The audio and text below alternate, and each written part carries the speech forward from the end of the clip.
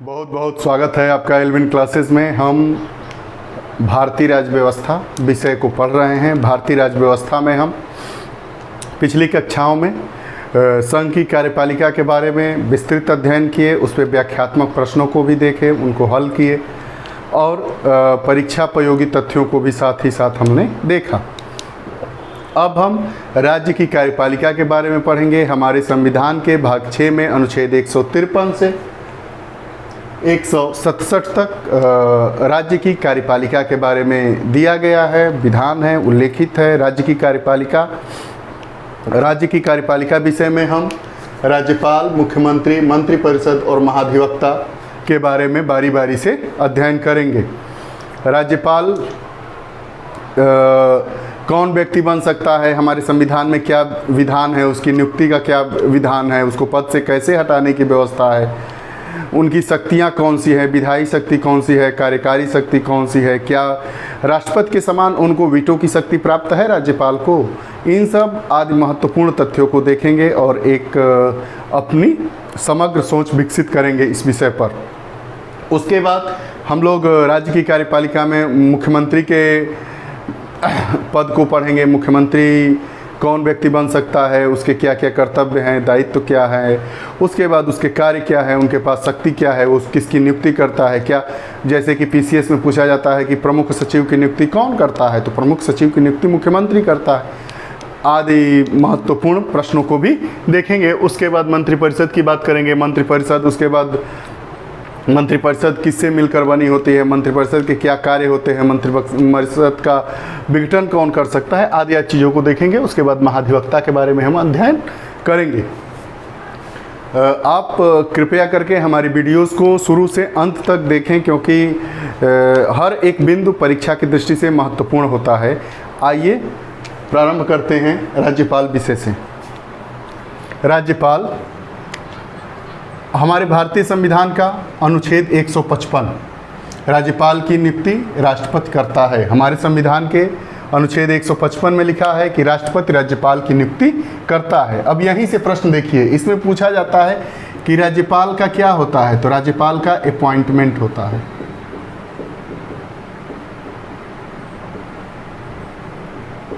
ठीक, इलेक्ट नहीं होता है।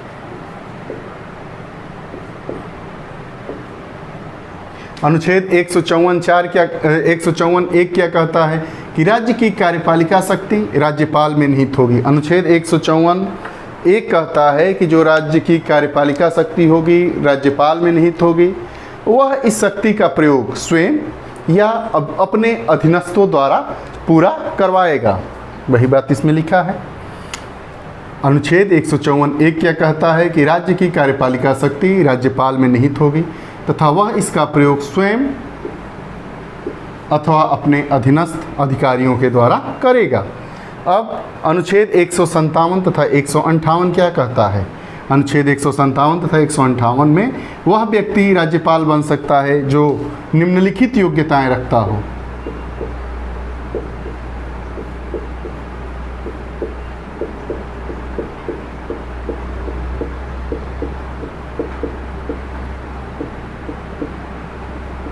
ठीक, पहला, वह भारत का नागरिक हो, 35 वर्ष की आयु पूरी कर चुका हो, संसद अथवा विधानसभा का सदस्य न हो। अब कंडीशन देखिए, अगर व्यक्ति राज्यपाल बना है तो उसी दिन से अगर वो संसद के किसी सदन का सदस्य होगा या विधानसभा के किसी सदन का विधान परिषद या राज्य विधानमंडल के किसी भी सदन का वो सदस्य होगा, तो उसी दिन से वो पद मुक्त हो जाएगा। अर्थात राज्यपाल बनने के लिए एक शर्त है कि उसे, चाहे वो संसद का कोई भी सदन हो, चाहे राज्यों के विधानमंडल या विधान परिषद या विधानसभा में भी किसी का सदस्य नहीं होना चाहिए। और शर्त है कि संघ के सरकार के अधीन या राज्य सरकार के अधीन वो लाभ का पद न धारण करता हो। उसके बाद हमारा अनुच्छेद 159 क्या कह रहा है। अनुच्छेद 159 में राज्यपाल के शपथ का प्रावधान है। तो राज्यपाल का शपथ कौन दिलाता है, तो उस राज्य के जिसमें वो राज्यपाल बनाए गए हैं, उस राज्य के उच्च न्यायालय के मुख्य न्यायाधीश के द्वारा राज्यपाल की शपथ दिलाई जाती है। ठीक, उसके बाद अनुच्छेद 156 हमारा क्या कहता है? ये कहता है कि राज्यपाल जो होगा वो राष्ट्रपति के प्रसाद पर्यंत पद धारण करता है। राज्यपाल राष्ट्रपति के प्रसाद पर्यंत पद पर बना रहता है। ठीक, उसके पूर्व भी वह क्या कर सकता है? राष्ट्रपति को त्यागपत्र देके पद मुक्त हो सकता है। कार्यकाल की बात की जाती है तो राज्यपाल का कार्यकाल सामान्यतः 5 वर्षों का होता है। राष्ट्रपति उसे पुनः निर्वाचित भी कर सकते हैं। ठीक है, राष्ट्रपति उनकी पुनः नियुक्ति भी हो सकती है। उसके बाद राज्यपाल की शक्तियों के बारे में बात करते हैं। राज्यपाल की शक्तियाँ, कार्यकारी शक्तियों की बात करेंगे। ठीक, तो कार्यकारी शक्ति, मुख्यमंत्री की नियुक्ति कौन करता है? राज्यपाल करता है। उसके बाद मंत्रियों की नियुक्ति भी राज्यपाल करता है, लेकिन मुख्यमंत्री की सिफारिश पर। प्रश्न ये पूछता है कि मुख्यमंत्री की नियुक्ति कौन करता है? तो मुख्यमंत्री की नियुक्ति भी राज्यपाल करता है और मंत्रियों की भी नियुक्ति राज्यपाल करता है। शर्त एक है कि जिसके नाम की सिफारिश मुख्यमंत्री करेगा कि इनको मंत्री बनाया जाए, राज्यपाल उसी को नियुक्त करते हैं। उसके बाद प्रदेश स्टेट पब्लिक सर्विस कमीशन के अध्यक्ष और सदस्यों की नियुक्ति। उसके बाद राज्य के महाधिवक्ता की नियुक्ति, राज्य के निर्वाचन आयोग के अध्यक्ष की नियुक्ति, राज्य वित्त आयोग की नियुक्ति, राज्य के विश्वविद्यालयों के कुलपति आदि की नियुक्ति भी राज्यपाल करता है। किसकी? यूपीपीएससी। जैसे हम हमारे अपने यूपी की बात करें तो जो राज्यपाल होगा ये उत्तर प्रदेश लोक सेवा आयोग के अध्यक्ष व सदस्यों की नियुक्ति करेगा। लेकिन अपवाद क्या है? नियुक्ति तो राज्यपाल करता है, लेकिन उनको पद से कौन हटाता है? पद से हटाने का सिर्फ और सिर्फ राष्ट्रपति के पास अधिकार है। ये अपवाद में आपका एक प्रश्न पूछा जाता है कि राज्यपाल अपने प्रदेश के, जिस प्रदेश में वो राज्यपाल नियुक्त हैं, वहाँ के लोक सेवा आयोग के अध्यक्ष व सदस्यों की नियुक्ति करते हैं। ठीक, दूसरा कथन रहेगा कि उन्हें लोक सेवा आयोग के अध्यक्ष व सदस्यों को हटाने की शक्ति प्राप्त है। तीसरा कथन रहेगा कि लोक सेवा आयोग, जो प्रांतीय लोक सेवा आयोग है, उनके अध्यक्ष व सदस्यों की नियुक्ति राष्ट्रपति करता है तथा हटाने का अधिकार भी राष्ट्रपति को है। तो ऊपर वाले जो दोनों कथन थे वो हमारे सत्य थे, लेकिन जो तीसरा कथन है वो असत्य है। क्यों? क्योंकि जो प्रांतीय लोक सेवा आयोग होते हैं उनके अध्यक्ष व सदस्यों की नियुक्ति राज्यपाल करता है और उनको पदच्युत अर्थात पद से हटाता कौन है? राष्ट्रपति। ठीक, अब देखिए विधायी शक्ति। विधायी शक्ति क्या है? अनुच्छेद 333 के अनुसार राज्यपाल अपने राज्य की विधानसभा में एक आंग्ल भारतीय समुदाय के एक सदस्य को मनोनीत कर सकता है। हमारा ये भी बहुत बार प्रश्न पूछा है। राज्यपाल की विधायी शक्ति ये है कि अनुच्छेद 333 के अनुसार राज्यपाल अपने राज्य की विधानसभा में आंग्ल भारतीय समुदाय के एक सदस्य को मनोनीत कर सकता है। कितने? एक।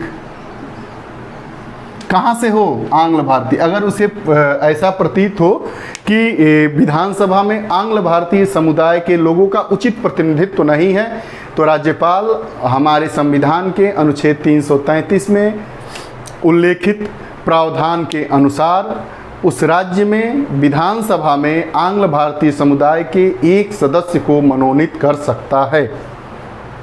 उसके बाद अगर राज्य में द्विसदनीय विधानसभा, द्विसदनीय व्यवस्था है, द्विसदनीय मंडल है, द्विसदनीय सदन है, अर्थात विधानसभा है और विधान परिषद है, तो उस राज्य में विधान परिषद के 1/6 सदस्यों का जो मनोनयन होता है वो भी राज्यपाल ही करता है। तो जहाँ पे राज्य में विधान परिषद के कुल सदस्यों के 1/6 को मनोनीत करता है। ठीक, उसके बाद इनका क्या अधिकार है? राष्ट्रपति को अनुच्छेद 123 के तहत अध्यादेश जारी करने की शक्ति थी। हमारे राज्यपाल को अनुच्छेद 213 के तहत अध्यादेश जारी करने की शक्ति मिली है। राज्य विधानसभा के सत्र को आहूत कर सकते हैं, सत्रावसान कर सकते हैं, वह विघटित कर सकते हैं। ठीक, विधानसभा की बात कर रहा है। जो विधान परिषद होता है वो उच्च सदन है और उसका विघटन नहीं होता है। फिर एक बार आइए इसको देखते हैं। हम लोग राज्य की कार्यपालिका पढ़ रहे हैं। हमारे संविधान के भाग 6 में अनुच्छेद 153 से 167 तक में राज्य की कार्यपालिका के बारे में विस्तृत उल्लेख है। राज्य की कार्यपालिका में हम लोग राज्यपाल, मुख्यमंत्री, मंत्रिपरिषद और महाधिवक्ता के बारे में पढ़ेंगे। आज हम राज्यपाल विषय को पढ़ रहे हैं। राज्यपाल, अनुच्छेद 155 राज्यपाल की नियुक्ति राष्ट्रपति करता है। 154(1) क्या कहता है कि राज्य की कार्यपालिका शक्ति राज्यपाल में निहित होगी तथा वह इसका प्रयोग स्वयं अथवा अपने अधीनस्थ अधिकारियों के द्वारा करेंगे। अनुच्छेद 157 तथा 58 क्या कहता है, वह व्यक्ति राज्यपाल बन सकता है जो निम्नलिखित योग्यताएं रखता हो: भारत का नागरिक हो, 35 वर्ष की आयु पूरी कर चुका हो, संसद अथवा विधानसभा का सदस्य न हो, लाभ का पद न धारण करता। शपथ का प्रावधान है। अब राज्यपाल को शपथ कौन दिलाता है, तो उस राज्य के उच्च न्यायालय के मुख्य न्यायाधीश के समक्ष वो शपथ लेते हैं। अब देखिए 156 क्या कहता है, इनका कार्यकाल की बात कर रहा है अनुच्छेद 156। तो राज्यपाल राष्ट्रपति के प्रसाद पर्यंत पद धारण करते हैं और उनका कार्यकाल 5 वर्ष का होता है। जो राष्ट्रपति होते हैं उनको दूसरे कार्यकाल के लिए भी नियुक्त कर सकते हैं। अब शक्तियां में क्या है, हम कार्यकारी शक्ति, विधायी शक्ति के बारे में इसमें पढ़ेंगे। अगले में और जो इनकी शक्तियां हैं उनके बारे में पढ़ेंगे। तो कार्यकारी शक्ति में नियुक्ति से संबंधित है। मुख्यमंत्री व सदस्यों की नियुक्ति की होती है। यहाँ पे सदस्यों से आपका सदस्यों से आशय है क्या, मंत्रिपरिषद के सदस्यों की। ठीक है, यूपीपीएससी के अध्यक्ष व सदस्यों, राज्य के महाधिवक्ता, राज्य के निर्वाचन आयोग के अध्यक्ष, राज्य वित्त आयोग, राज्य के विश्वविद्यालयों के कुलपति आदि की नियुक्ति भी राज्यपाल करते हैं। अपवाद क्या है, यूपीपीएससी के अध्यक्ष व सदस्यों को हटाने की शक्ति राष्ट्रपति के पास है। विधायी शक्ति की बात करेंगे। अनुच्छेद 333 के अनुसार राज्यपाल अपने राज्य की विधानसभा में आंग्ल भारतीय समुदाय के एक सदस्य को मनोनीत कर सकता है। राज्य में विधान परिषद के कुल सदस्यों के 1/6 भाग को राज्यपाल मनोनीत करते हैं। राज्य विधानसभा के सत्र को आहूत या सत्रावसान या विघटित कर सकते हैं। अनुच्छेद 213 अध्यादेश जारी करने की शक्ति राज्यपाल के पास है। आइए राज्यपाल की और प्रमुख शक्तियों के बारे में पढ़ते हैं। अब हम राज्यपाल की शक्तियों के बारे में पढ़ रहे थे। कार्यकारी शक्ति को पढ़े, विधायी शक्ति को पढ़े। अब वित्तीय शक्ति, न्यायिक शक्ति और विवेकाधीन शक्ति को पढ़ेंगे। उसके बाद राज्यपाल से संबंधित कुछ महत्वपूर्ण अनुच्छेद हैं, उनको देखेंगे। आइए देखते हैं राज्यपाल की वित्तीय शक्तियाँ कौन कौन सी हैं। तो राज्यपाल की बिना पूर्व सहमत के धन विधेयकों को राज्य विधानसभा में नहीं प्रस्तुत किया जा सकता है। पूछेगा कि राज्यपाल धन विधेयक को राज्यपाल प्रस्तुत करने में, धन विधेयक को विधानसभा में प्रस्तुत करने में क्या राज्यपाल की पूर्व अनुमति आवश्यक है? तो हाँ, धन विधेयक अगर राज्य विधानसभा में प्रस्तुत होगा तो राज्यपाल की पूर्व सहमति उस पर आवश्यक होती है। ऐसा हमारे संविधान में विधिक उल्लेख है। उसके बाद राज्यपाल की वित्तीय शक्तियों में राज्यपाल आकस्मिक निधि से किसी अप्रत्याशित खर्च के वहन हेतु अग्रिम धन ले सकता है। राज्यपाल आकस्मिक निधि से, आकस्मिक कोई आवश्यकता आ गई तो उसके लिए अग्रिम धन राज्यपाल ले सकता है। कहाँ से? आकस्मिक निधि से। ठीक। पंचायतों व नगर पालिकाओं की वित्तीय स्थिति की समीक्षा के लिए प्रत्येक 5 वर्ष के उपरांत वित्त आयोग का गठन करता है। जो पंचायत हैं और जो नगर पालिकाएँ हैं, ठीक, उनके वित्तीय स्थिति की समीक्षा के लिए प्रत्येक 5 वर्ष उपरांत क्या करते हैं? वित्त आयोग का गठन करते हैं। न्यायिक शक्तियों की बात करते हैं। न्यायिक शक्ति की हम बात करेंगे। न्यायिक शक्ति में राज्यपाल और राष्ट्रपति की न्यायिक शक्तियों में विभेद है, भिन्नता है। पहली भिन्नता जो मजबूत भिन्नता होती है, 2 चीज़ों को देखकर, मतलब 2 उसके पक्ष हो सकते हैं। सैन्य न्यायालय द्वारा जो दंड दिए गए होते हैं किसी व्यक्ति को, ठीक, उसमें राज्यपाल के पास उस दंड के विरोध में दंड प्राप्त व्यक्ति के साथ को उनको देने के लिए क्या है? कोई अधिकार नहीं है। अर्थात सैन्य न्यायालय से दंडित व्यक्ति को, दोषी व्यक्ति को राज्यपाल कोई मदद नहीं कर सकते हैं। वहीं राष्ट्रपति सैन्य न्यायालय द्वारा दिए गए दंड के संबंध में मदद करने का उसका विधिक अधिकार है। दूसरी बात, जो राज्यपाल होते हैं वो मृत्युदंड की सज़ा को पूर्णतः माफ़ नहीं कर सकते हैं। क्या कर सकते हैं? उसकी प्रकृति में परिवर्तन करके मृत्युदंड को आजीवन कारावास में तब्दील कर सकते हैं। लेकिन राष्ट्रपति की जो शक्तियां हैं, न्यायिक शक्तियां, उसमें राष्ट्रपति क्या कर सकते हैं? राष्ट्रपति मृत्युदंड प्राप्त व्यक्ति को, जो व्यक्ति को मृत्युदंड की सज़ा मिली हो, उसकी सज़ा को शून्य भी कर सकते हैं। ऐसा उनका न्यायिक अधिकार है, न्यायिक शक्तियां हैं।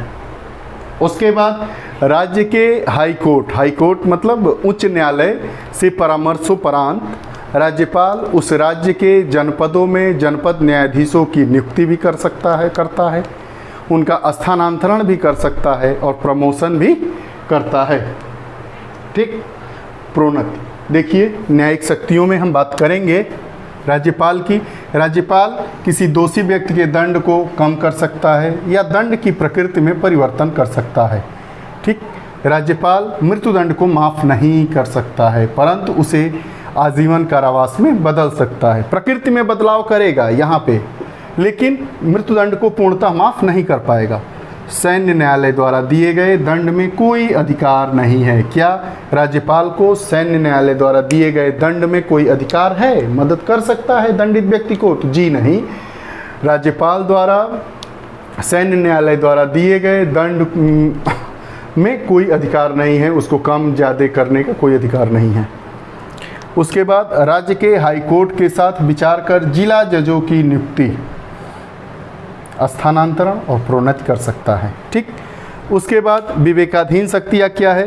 किसी विधेयक को राष्ट्रपति के विचारार्थ आरक्षित कर सकता है। संवैधानिक विफलता के आधार पर राज्य में राष्ट्रपति शासन की सिफारिश कर सकता है। अगर राज्य में किसी दल को पूर्ण बहुमत नहीं प्राप्त होता है तो राज्यपाल अपने विवेकाधीन शक्तियों का प्रयोग करके योग्य व्यक्ति को मुख्यमंत्री के लिए आमंत्रित कर सकता है। उसके बाद राज्यपाल से संबंधित महत्वपूर्ण अनुच्छेद हैं, उनको देखेंगे जो बार बार परीक्षाओं में पूछे जाते हैं। अनुच्छेद 153, अनुच्छेद 160, अनुच्छेद 161, 163, अनुच्छेद 200, अनुच्छेद 233। अनुच्छेद 153 क्या कहता है? राज्यों के राज्यपाल होंगे। 160 क्या कहता है? आकस्मिक परिस्थितियों में राज्यपाल के कार्य क्या क्या होंगे। अनुच्छेद 161 क्षमा आदि की और कुछ मामलों में दंडादेश के निलंबन, परिहार और लघुकरण की शक्ति किसकी? राज्यपाल की। अनुच्छेद 163 हमारा क्या कहता है कि मंत्रिपरिषद द्वारा राज्यपाल को सलाह व सहयोग देना। जो मंत्रिपरिषद होगी वो राज्यपाल को सलाह व सहयोग देगी, ऐसा हमारे अनुच्छेद 163 में उल्लेखित है। अनुच्छेद 200 क्या कहता है? विधेयकों पर सहमति, राज्यपाल विधेयकों पर सहमत देगा। अनुच्छेद 233 राज्यपाल द्वारा जनपद न्यायाधीशों की नियुक्ति। आइए एक बार इसे और पढ़ते हैं। वित्तीय शक्तियाँ राज्यपाल की।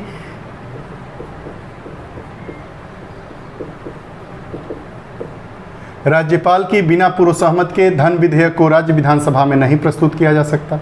राज्यपाल आकस्मिक निधि से बिना किसी अप्रत्याशित खर्च के वहन हेतु अग्रिम धन ले सकते हैं। पंचायतें व नगर पालिकाओं की वित्तीय स्थिति की समीक्षा के लिए प्रत्येक 5 वर्ष के उपरांत वित्त आयोग का गठन करते हैं। न्यायिक शक्ति में राज्यपाल किसी दोषी व्यक्ति के दंड को कम कर सकते हैं, दंड की प्रकृति में परिवर्तन कर सकते हैं। राज्यपाल मृत्युदंड को माफ़ नहीं कर सकते, उन्हें आजीवन कारावास में बदल सकते हैं।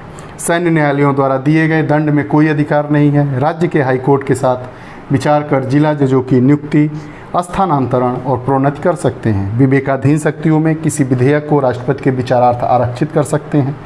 संवैधानिक विफलता को आधार मानकर राज्य में राष्ट्रपति शासन की सिफारिश कर सकते हैं। अगर किसी राज्य में जहाँ पे वो राज्यपाल हैं, विधानसभा में किसी एक दल को पूर्ण बहुमत नहीं मिला है तो अपने विवेकाधीन शक्तियों का प्रयोग करते हुए वो किसी दल को निमंत्रित कर सकते हैं सरकार बनाने के लिए। उसके बाद राज्यपाल से संबंधित महत्वपूर्ण अनुच्छेदों को देखिए। 153 कहता है राज्यों के राज्यपाल के बारे में। 160 आकस्मिक परिस्थितियों में राज्यपाल के कार्य की बात करता है।